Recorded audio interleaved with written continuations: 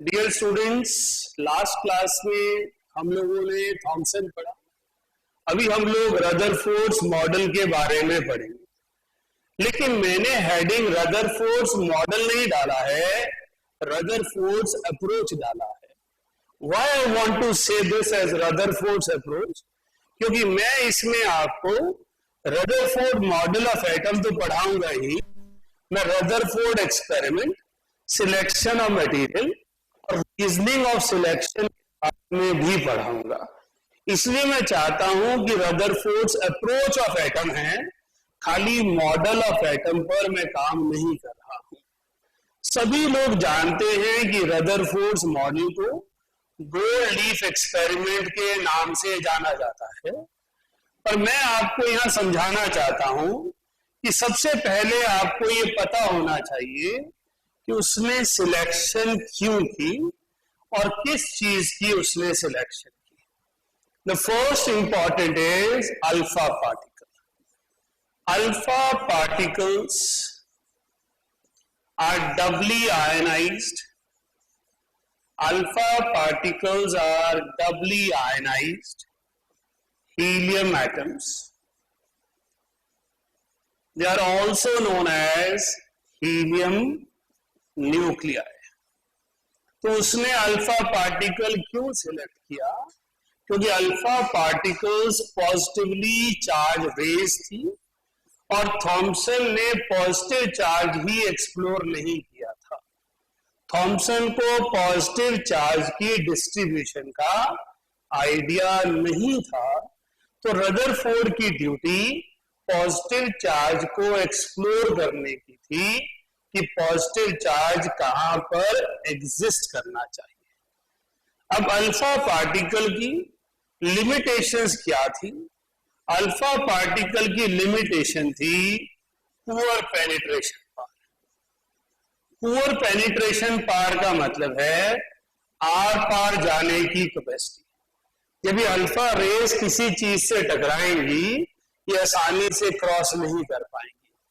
आप सभी जानते हैं कि अगर आपको दो ऑल पिन्स दी हैं, एक का पॉइंटर थोड़ा ब्लंट है और एक काफी शार्प है, तो जो शार्प होगा वो आसानी से पेपर को प्रिक कर देगा क्योंकि उसकी पेनिट्रेशन पावर ज्यादा है, लेकिन जो ब्लंट होगा वो प्रिक नहीं कर पाएगा क्योंकि उसकी पेनिट्रेशन पावर कम है।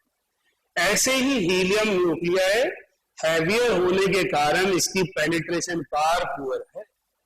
सेकंड, इसकी आयनाइजिंग पावर होती है। आयनाइजिंग पावर होने का मतलब है ये आसानी से किसी एटम से टकराकर उसमें से इलेक्ट्रॉन निकालकर उसे पॉजिटिवली चार्ज बना सकता है।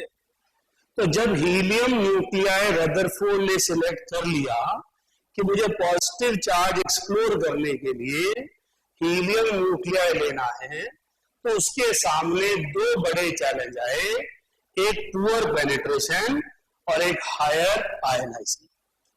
इन दोनों लिमिटेशन को ओवरकम करने के लिए उसे एक ऐसा मेटल चाहिए था जिसकी मैल्येबिलिटी हाई हो, जिसकी मैल्येबिलिटी हायर। अगर मैल्येबिलिटी हायर होगी तो थिन शीट्स में आसानी से कन्वर्ट हो जाएगा। उसे एक ऐसा मेटल चाहिए था जिसकी पुअर रिएक्टिविटी हो, जो इनर्ट मेटल हो। जब उसने मैल्येबिलिटी देखी तो लगभग सभी मेटल्स के पास है। सिल्वर, कॉपर, गोल्ड पुराने टाइम से यूज होते आ रहे हैं, हर व्यक्ति को पता थे। तो रदरफोर्ड को लगा कि इन तीनों में से कौन सा देखो। कॉपर और silver under certain conditions react कर जाते हैं, तो उसने पुअर रिएक्टिविटी के बेस पर गोल्ड को सिलेक्ट किया। तो गोल्ड की सिलेक्शन की वजह क्या थी? Higher malleability and poor reactivity. Higher malleability and poor reactivity इस रिएक्शन की वजह थी। तीसरा था कि जब अल्फा पार्टिकल क्रॉस होंगे तो अल्फा पार्टिकल क्रॉस होने के बाद उनको देखेंगे कैसे? How we are able to see कि अल्फा पार्टिकल कहां से निकल रहे हैं। Alpha particle microscopic beam of particle है, जैसे सारी एनर्जी रेडिएशन होती है। तो इसका मतलब जब हमको वो नहीं दिखती तो रदरफोर्ड को भी नहीं दिखेगी। तो रदरफोर्ड ने उसको देखने के लिए जिंक सल्फाइड की स्क्रीन ली। जिंक सल्फाइड स्क्रीन जो है उस पर सिंटिलेशंस प्रोड्यूस होती हैं जब कोई पार्टिकल जाकर उससे टकराता है। तो जिंक सल्फाइड पर सिंटिलेशंस का प्रोड्यूस होना, छोटे छोटे स्पार्क का प्रोड्यूस होना, उसने मदद किया रदरफोर्ड की कि उसको path of alpha particle, number of alpha particle दिखाई दिया। तो सबसे पहले एक अच्छे केमिस्ट्री के स्टूडेंट को रदरफोर्ड की 3 इंपॉर्टेंट चीजों का पता होना चाहिए, एक अल्फा पार्टिकल, एक गोल्ड फॉइल और एक जिंक सल्फाइड स्क्रीन। तो इस तरह से रदरफोर्ड ने सोचकर अपना एक एक्सपेरिमेंटल सेटअप तैयार किया। अब रदरफोर्ड का एक्सपेरिमेंटल सेटअप क्या है? उसने एक लेड चैम्बर लिया। उस लेड चैम्बर में उसने एक रेडियो एक्टिव सब्सटेंस को यूज किया जो अल्फा पार्टिकल का एमिटर होना चाहिए। कोई भी रेडियो एक्टिव सब्सटेंस जो अल्फा पार्टिकल का एमिटर होना चाहिए, पॉपुलरली नोन एज रेडॉन, जिसको यूज किया गया। जब ये अल्फा रेज यहां से निकली तो वो स्कैटर हो सकती थी। स्कैटरिंग से उसका एक्सपेरिमेंट खराब हो जाता, इसलिए उसने लेड की स्लिट्स यूज की, लेड की इलेक्ट्रोड्स यूज की, ताकि वो स्ट्रेट लाइन में मूव कर सके। फिर उसने गोल्ड लीफ पर उसे बम्बार्ड किया और गोल्ड लीफ के चारों तरफ उसमें एक मूवेबल जिंक सल्फाइड स्क्रीन लगा दी। ये जिंक सल्फाइड स्क्रीन है, ये मेरे पास गोल्ड फॉइल है। तो gold foil zinc sulphide screen की मदद से अल्फा पार्टिकल की मूवमेंट को स्टडी किया गया। तो एक्सपेरिमेंटल सेटअप किया। तो जब आप रदरफोर्ड मॉडल करें तो सबसे पहले रदरफोर्ड की अप्रोच में काम करें कि उसकी सिलेक्शन ऑफ मटेरियल क्या थी, alpha particle, gold foil, zinc sulphide screen. फिर उसने जो सेटअप तैयार किया उसमें एक रेडियो एक्टिव सब्सटेंस जो अल्फा एमिटर है, और उसके बाद लेड स्लिट, लेड इलेक्ट्रोड्स, जिन्होंने इस बीम को स्ट्रेट पाथ में मूव करवाया। इसके बाद है उसकी ऑब्जर्वेशन। हम सभी जानते हैं कि ऑब्जर्वेशन में रदरफोर्ड ने क्या पाया। रदरफोर्ड ने कहा कि मेरे पास एक गोल्ड फिल्म है, एक गोल्ड फॉइल है, और मैं इस गोल्ड फॉइल पर अल्फा पार्टिकल स्ट्राइक करवा रहा हूं। जब अल्फा पार्टिकल इस पे स्ट्राइक कर रहे हैं तो बहुत सारे अल्फा पार्टिकल्स इस गोल्ड फॉइल से सीधे निकल जा रहे हैं। These alpha particles pass through the gold foil as it is. Very few alpha particles deviate at smaller angle. Very few alpha particles deviate at smaller angle. Only 1 or 2 out of 20,000 retrace their path. 1 or 2 out of 20,000 retrace their path. So this was his observation. इसलिए मैंने आपको कहा आपने Rutherford model नहीं पढ़ना है, आपने Rutherford approach पढ़ना है। रदरफोर्ड अप्रोच पढ़ेंगे तो आपकी विजुअलाइजेशन बेटर होगी, आप समझ पाएंगे कि रदरफोर्ड का एम क्या था। तो हमने सबसे पहले समझा कि रदरफोर्ड की सिलेक्शन की वजह क्या थी, फिर हमने एक्सपेरिमेंटल सेटअप को समझा, अब हमने ऑब्जर्वेशन को समझा। अब अगला स्टेप क्या होगा, ऑब्जर्वेशन के बाद उसने कंक्लूड क्या किया। ये दिखाई तो किसी को भी सकता है, हर दिखाई देने वाली चीज की इंटरप्रिटेशन हर इंसान की अलग होती है। आप सभी फिलोसफिकल स्टोरी सुनते आए हैं कि अगर आधा गिलास है पानी का तो किसी को आधा गिलास भरा हुआ, किसी को आधा गिलास खाली दिखाई देता है। इसी तरह ये रेस तो सबको दिखाई दी होंगी जिसने भी कंटेम्परेरी टाइम में रदरफोर्ड के अलावा देखा होगा। लेकिन रदरफोर्ड ने कंक्लूड क्या किया?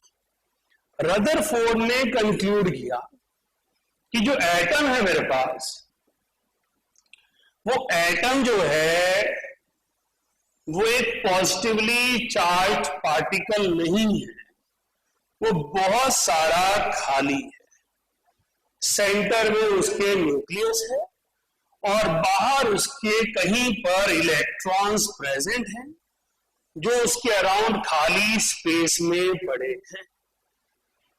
जो अल्फा रे सीधी निकल गई वो इस खाली जगह से गई। जो अल्फा रे सीधी निकल गई वो इस खाली जगह से गई जहां पर कोई कोलिजन इंपैक्ट नहीं था। जो स्मॉलर एंगल पे डेविएट हुई वो न्यूक्लियस के साइड से क्रॉस हुई, जिस रिपल्शन के कारण वो डेविएट हो गई। और जो रे रिट्रेस हुई वो सीधी गई, फिर रुकी और फिर रिट्रेस कर गई। इस पर्टिकुलर पोजीशन पे जहां पर वो रे जाकर रुकी वहां तक न्यूक्लियस की पॉजिटिव चार्ज फील्ड है। तो ये एक डिस्टेंस उसने लिखा जिसे रदरफोर्ड ने आर नॉट की एक वैल्यू दी। उसने कहा R naught is distance of closest approach, distance of closest approach, जिसका मीनिंग है वो डिस्टेंस जो सबसे नजदीक तक अल्फा पार्टिकल जा सकते हैं। इस पोजीशन पर काइनेटिक एनर्जी 0 हो गई और वो पोटेंशियल एनर्जी में कन्वर्ट हो गई। तो इस पर्टिकुलर वैल्यू के जरिए रदरफोर्ड आर नॉट की वैल्यू निकाल पाए। तो रदरफोर्ड ने एक्सपेरिमेंटल सेटअप ये किया, ये उसकी ऑब्जर्वेशन थी और ये उसकी विजुअलाइजेशन थी, कंक्लूजन थी कि एटम में क्या रहा होगा। तो यहां से आगे रदरफोर्ड मॉडल आता है। तो एक अच्छा स्टूडेंट जो कॉम्पिटिटिव तैयारी करना चाहता है, एक अच्छा स्टूडेंट जो खुद को रदरफोर्ड की सीट पर देख रहा है, वो रदरफोर्ड के बारे में ऐसे बात करेगा। मान के चलो शाम को रदरफोर्ड आपके साथ कोका कोला पीने बैठ गया, तो पूछेगा ना भाई, जब अल्फा पार्टिकल जाके टकराया न्यूक्लियस को टच करके आया या उसके पास से भाग आया? तो आपको यह बताना है न्यूक्लियस को वो टच नहीं कर सकता था क्योंकि अल्फा पार्टिकल भी पॉजिटिवली चार्ज है और न्यूक्लियस भी पॉजिटिवली चार्ज है। तो इस डिस्टेंस को उसने मेजर करने के लिए अलग अलग मेटल लिए।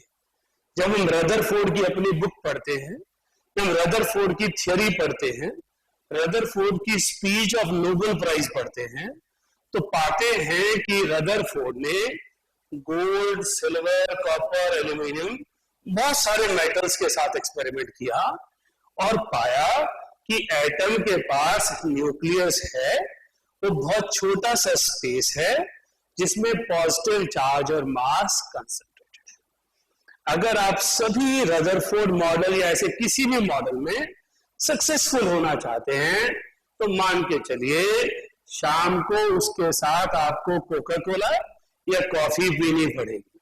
उसे एज्यूम करना पड़ेगा वो मेरी टेबल पे मेरे साथ बैठा है और मुझसे काउंटर डिस्कशन कर रहा है, राइट? अब मैं चलूंगा रदरफोर्ड मॉडल पे। स्कूल पॉइंट ऑफ व्यू से सबको ये आना चाहिए, एंट्रेंस से भी और स्कूल से। तो रदरफोर्ड मॉडल में रदरफोर्ड क्या कहते हैं? रदरफोर्ड मॉडल रदरफोर्ड के गोल्ड फॉइल एक्सपेरिमेंट का आउटकम है और वो क्या कहते हैं वो मैं आपको पॉइंट वाइज लिखाऊंगा ताकि स्कूल एग्जाम में आप कोई गलती ना करें। लिखिए, number 1, nucleus is a very small space. Nucleus is a very small space present in the center of atom. Present in the center of atom. All positive charge and mass is concentrated in this small space. सारा का सारा positive charge और मास इस छोटे से space में concentrated है, जिसे न्यूक्लियस कहते हैं. लिख लिया. सेकेंड पॉइंट लिखिए. Radius of nucleus. Radius of nucleus is the function of cube root of mass number, cube root of mass number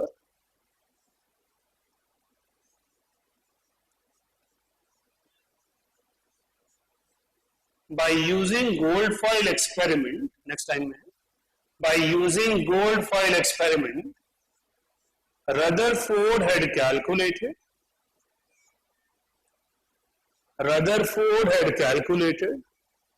a constant. Rutherford had calculated a constant which has a value of 1.4 into 10 to the power minus 15 metre. तो Rutherford ने एक value निकाली. कुछ books लिखती हैं 1.3 से 1.5 के बीच, but एक कांस्टेंट लिखना है तो हम आइडियली फॉलो करते हैं 1.4. तो रदरफोर्ड कहते हैं किसी भी एटम का न्यूक्लियस, उसका रेडियस जो होगा वो 10 टू द पावर माइनस 15 के ऑर्डर में होगा और उसकी वैल्यू मास नंबर पे डिपेंड करेगी. तो Rutherford got Nobel prize for his discovery of nucleus and he had given us the value of 10 to the power minus 15 metre. बेटा जब हम बहुत छोटे चीजों के या बहुत बड़ी चीजों की कैलकुलेशंस करते हैं तो सिर्फ ऑर्डर इंपॉर्टेंट होता है, दैट इज 10 की पावर. नंबर इंपॉर्टेंट नहीं होता. 1.4 है, 2.4 है या 2.8 है. राइट. चलिए तीसरा पॉइंट लिखिए. Radius of nucleus. Radius of nucleus is 10 to the power minus 5 times of 10 to the power minus 5 times of radius of atom. Radius of atom. बेटा radius of atom 10 to the power minus 10 के order में होता है और radius of nucleus 10 to the power minus 15 के order में होता है. रदरफोर्ड ने इसके बाद इस वॉल्यूम पर कमेंट किया ताकि हम एटम के ऊपर थोड़ा वर्क कर पाए. तो सिर्फ ऑर्डर की वैल्यू ली उसने 10 टू द पावर माइनस 15 का cube divided by 4/3 pi r cube 10 to the power minus 10 का क्यूब. ये वैल्यू आ गई 10 टू द पावर माइनस 15. इसका मतलब न्यूक्लियस का वॉल्यूम एटम से 10 टू द पावर 15 टाइम्स होता है. इसकी विजुअलाइजेशन करना चाहें तो ऐसा मानिए कि एक बास्केटबॉल के एग्जैक्ट सेंटर में एक सैंड पार्टिकल प्रेजेंट है. ऐसी चीज न्यूक्लियस होती है. राइट. तो radius of nucleus is 10 to the power minus 5 time and volume is 10 to the power minus 15 time. इसी पॉइंट के अंदर लिखना है.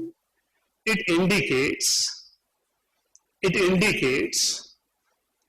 hollow nature of atom. It indicates hollow nature of atom. यहां तक क्लियर हो गया. ये न्यूक्लियस की बात हुई. अब इससे अगला पॉइंट लिखेंगे. Extra nuclear space. Extra nuclear space is vacant space where electron moves around the nucleus.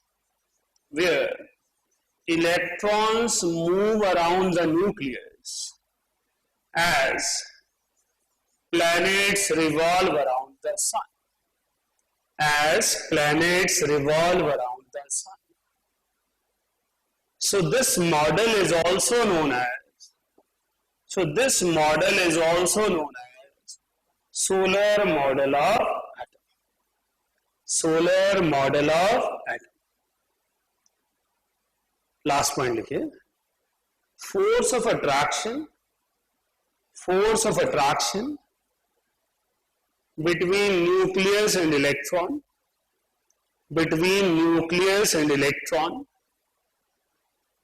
provides necessary centripetal force. तो रदरफोर्ड मॉडल के बारे में आप क्या क्या चीज समझेंगे? रदरफोर्ड ने कहा radius of nucleus is 10 to the power -15 into cube root of mass number. उन्होंने कहा radius of nucleus is 10 to the power -5 times of the atom and volume is 10 to the power -15 times of atom, which means hollow nature of atom. And lastly, he said this model is solar model of atom. As planets revolve around the sun, electrons revolve around the nucleus. Clear हो गया? अब model पढ़ लिया, approach पढ़ लिया, अब limitation लिखेंगे. Last article related to Rutherford. Limitations of Rutherford model. Limitations of Rutherford's model.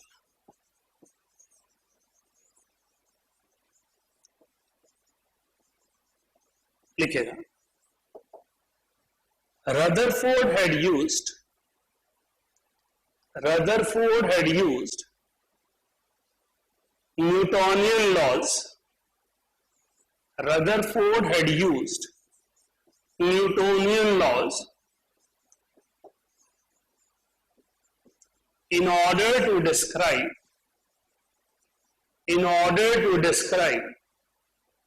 arrangement of electron around nucleus.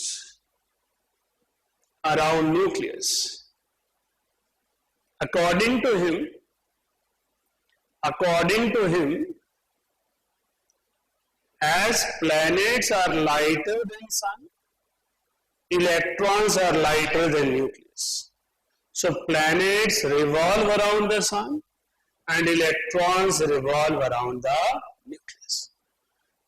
But Newtonian laws are not applicable.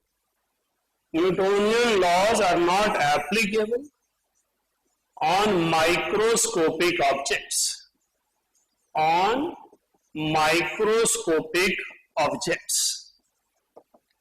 बेटा न्यूटोनियन लॉज माइक्रोस्कोपिक ऑब्जेक्ट्स पर नहीं लगते. ये उसकी दिक्कत थी, उसकी गलती थी, जिसके कारण उसने स्पेस दिया बोहर मॉडल को. अगर रदरफोर्ड इस छोटी सी चीज पर ध्यान देते तो शायद बोहर मॉडल की जरूरत ही ना पड़ती. मैक्रोस्कोपिक ऑब्जेक्ट्स में gravitational constant into m1 m2 upon r². यहां m1 और m2 दोनों की value 10 to the power positive होती है. 10 to the power पॉजिटिव का प्रोडक्ट बहुत बड़ा हो जाता है. और माइक्रोस्कोपिक ऑब्जेक्ट्स में जो मास होता है वो 10 to the power higher negative होता है. आप सभी जानते हैं इलेक्ट्रॉन का mass 10 to the power -31 kg के ऑर्डर में है और प्रोटॉन का मास 10 to the power -27 के ऑर्डर में. तो gravitational force will be very very small and insignificant for microscopic objects. तो माइक्रोस्कोपिक ऑब्जेक्ट्स पर ये रिलेशन नहीं लगता, इसलिए रदरफोर्ड मॉडल की लिमिटेशन है. एक लाइन और लिखनी है. As electrons are oppositely charged, they will be attracted by nucleus.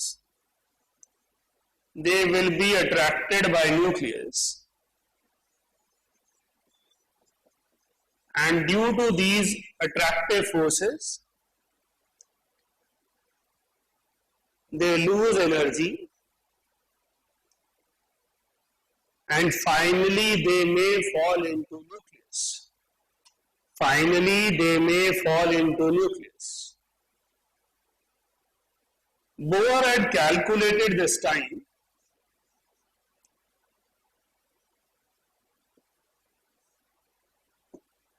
It will take 10 nanoseconds for collapse of an atom,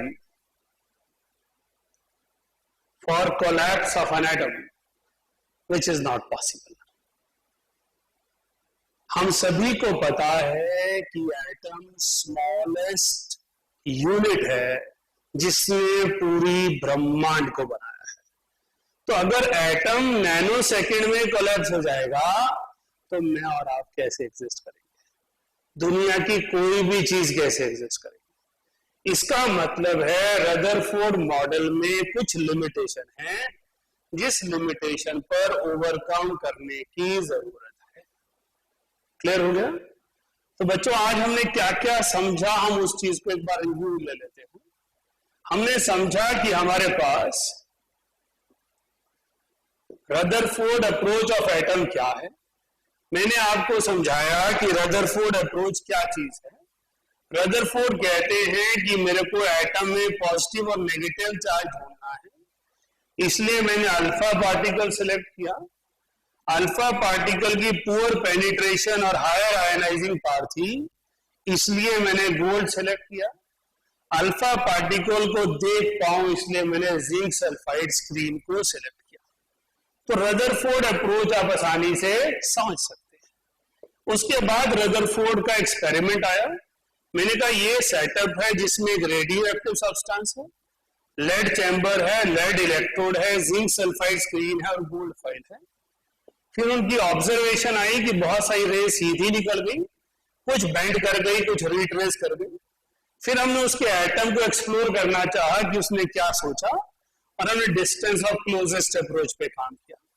फिर रदरफोर्ड मॉडल में हमने समझा कि न्यूक्लियस की कैलकुलेशन मास नंबर पे डिपेंड करेगी, और न्यूक्लियस एटम से 10⁻⁻15 टाइम्स कम वॉल्यूम लेता है। तो उसके बाद हमने कहा, उसने solar model of atom propose किया, हॉलो नेचर थी एटम की, और फाइनली हमने रदरफोर्ड की लिमिटेशन पे काम किया कि रदरफोर्ड की लिमिटेशन क्या है। रदरफोर्ड कहते हैं कि हमारे पास इलेक्ट्रोस्टैटिक फोर्स नहीं है। रादर ये नहीं कहना चाहिए, ये कहना चाहिए कि रदरफोर्ड के टाइम तक इलेक्ट्रोस्टैटिक फोर्स का कंसेप्ट डेवलप नहीं हुआ था, इसलिए रदरफोर्ड मॉडल में इलेक्ट्रोस्टैटिक फोर्स के लिए स्पेस ना होकर न्यूटोनियन लॉज के लिए स्पेस है। क्लियर है? आई होप आप सभी को रदरफोर्ड मॉडल समझ आया होगा। ध्यान लगाकर पढ़िए ताकि कोई असम्पशन बेस्ड भी क्वेश्चन आए तो आप कर पाए। Thank you students, have a good time.